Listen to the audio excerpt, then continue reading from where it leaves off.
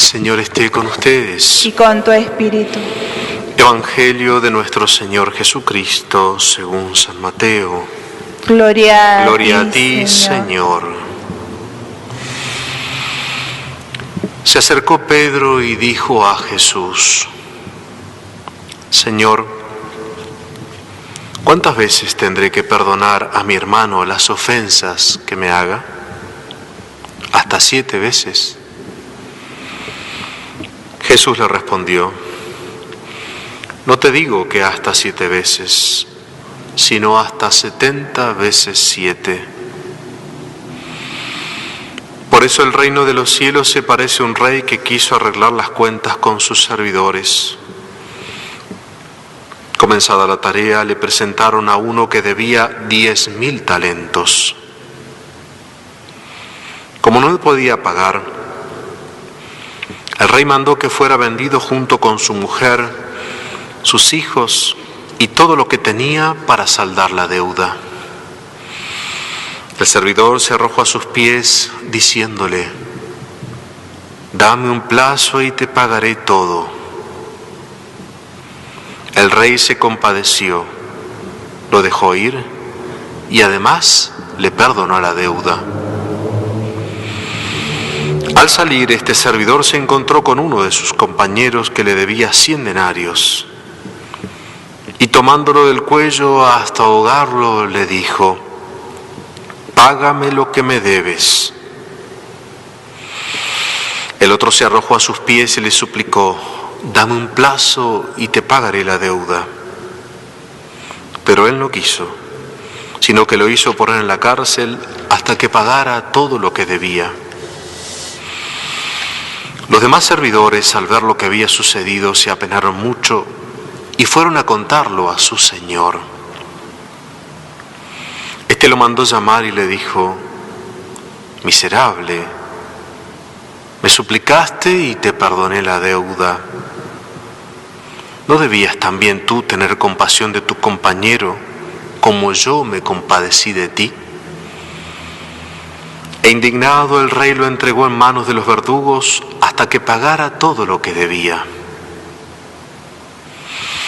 Lo mismo hará también mi Padre Celestial con ustedes si no perdonan de corazón a sus hermanos.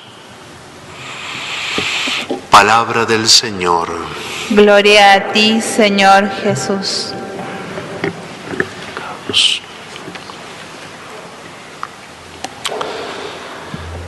Quiero contarles la historia de una mujer cuyo nombre es Immaculée Ilibagiza, ruandesa. Allá por 1994 era una joven que estudiaba ingeniería, vivía por supuesto en Ruanda. Y en Ruanda hay dos etnias,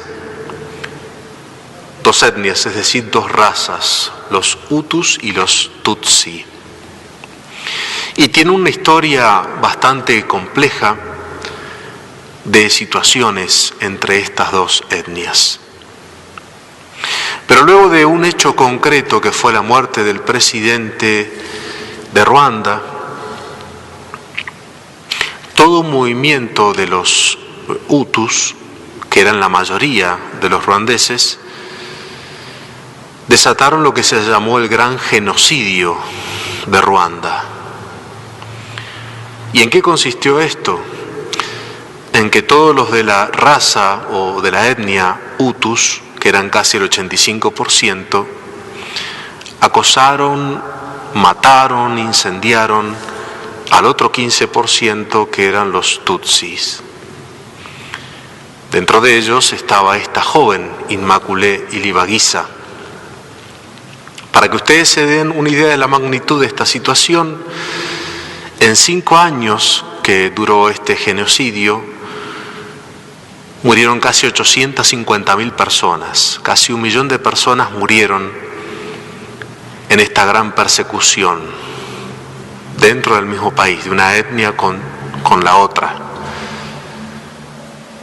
Y bastaba que uno fuera tutsi para que vinieran, le incendiaran la casa, los mataran a hachazos, etc., ¿no? Los mismos vecinos, los compañeros de trabajo, mataban a los de la otra etnia. Fue algo tremendo. Y esta joven, que escribió un libro y se llama Sobrevivir para contarlo, según ella misma dice, por un milagro sobrevivió a esta matanza. Estuvo 90 días escondida en un baño.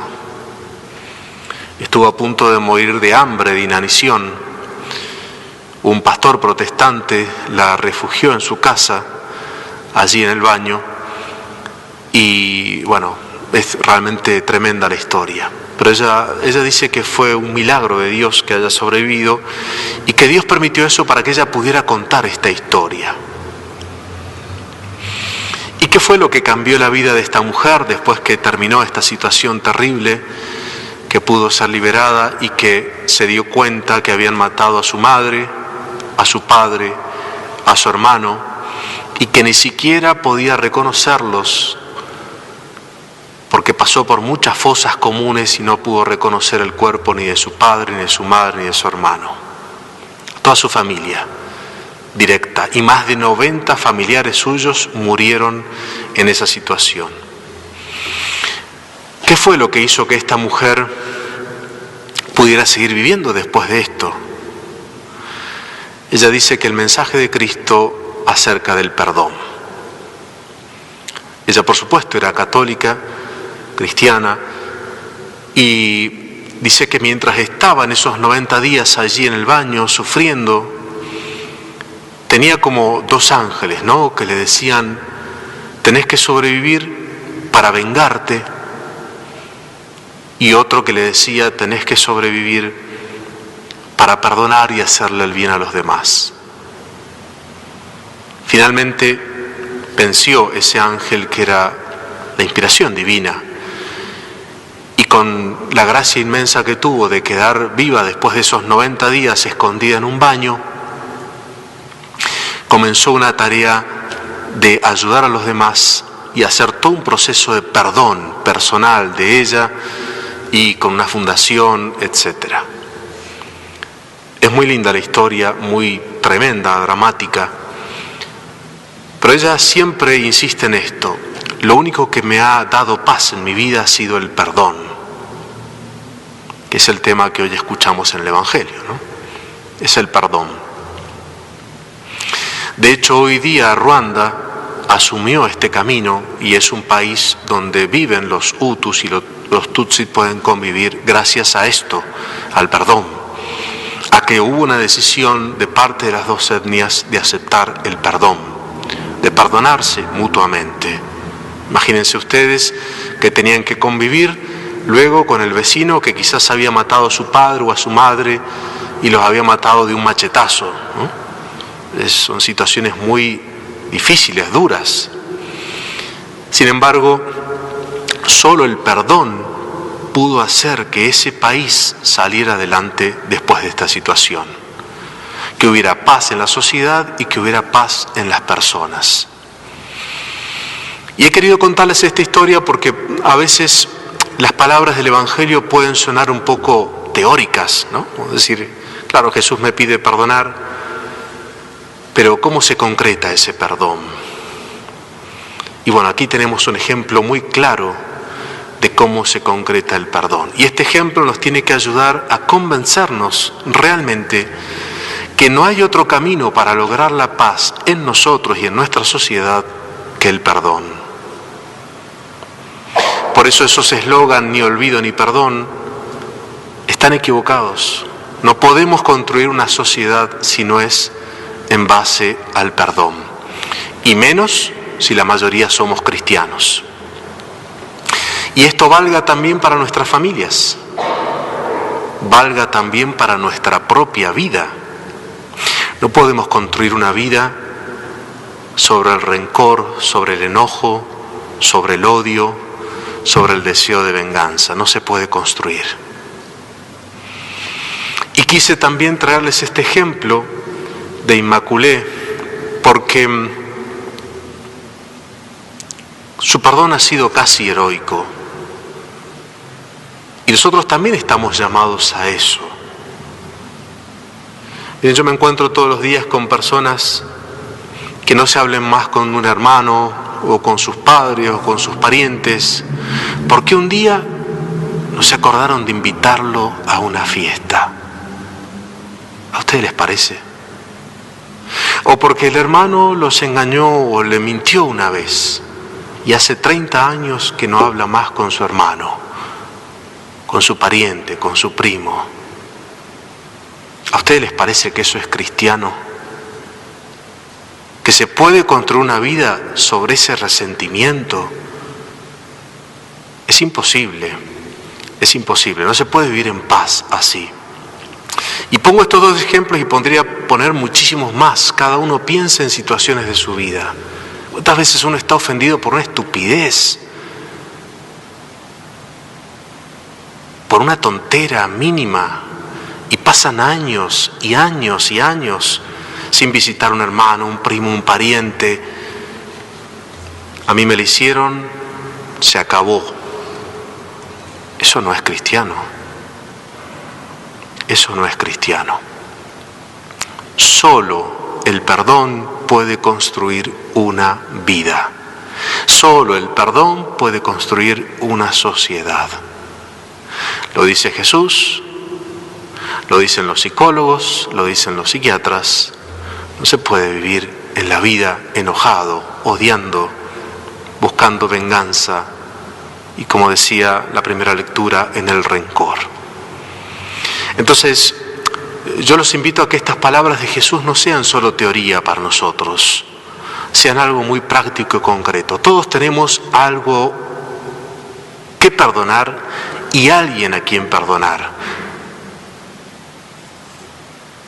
Como muchos de nuestros seres queridos y conocidos tienen también cosas para perdonarnos a nosotros.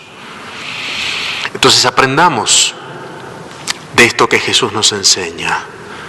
¿Cómo le vamos a pedir perdón a Dios nosotros cada día si no somos capaces de perdonar a aquel que tenemos al lado? ¿Con qué cara rezamos el Padre Nuestro cuando le decimos a Dios, perdona nuestras ofensas como nosotros perdonamos a los que nos ofenden? A veces no nos da vergüenza decirle esto a Dios, ¿no? Porque somos tan duros a veces de corazón, estamos tan enojados y nos importa tanto nuestro amor propio que nos olvidamos que solo habrá paz cuando decidamos de corazón perdonar. Pidámosle entonces al Señor esa gracia, la de poder entender esto. Ninguna vida se construye sobre el rencor, ninguna sociedad. Necesitamos perdonar. Y para nosotros que somos cristianos no hay otro camino. Si nosotros no perdonamos, Dios no nos perdona. No es un buen negocio. No es un buen negocio. Que el Señor entonces nos conceda golpear nuestro corazón y darnos cuenta que hay un solo camino, el perdón. Ave María Purísima.